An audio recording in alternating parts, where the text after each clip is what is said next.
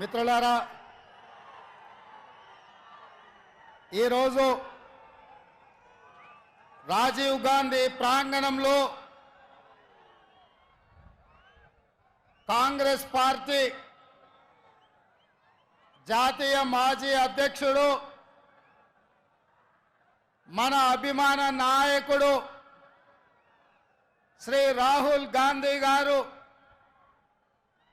అఖిల భారత కాంగ్రెస్ పార్టీ జాతీయ ఎన్నికల మేనిఫెస్టోను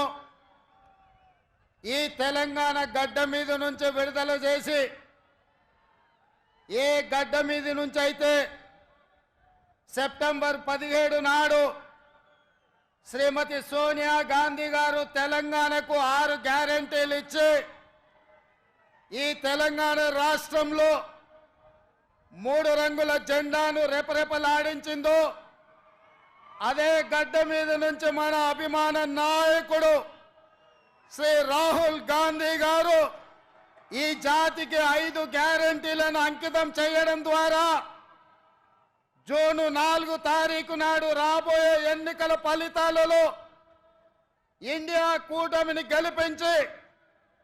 జూన్ 9 తారీఖు నాడు ఢిల్లీలో ఎర్రకోట మీద మువ్వన్నెల జెండా ఎగరేయడానికి ఈరోజు వారు ఇక్కడికి రావడం జరిగింది.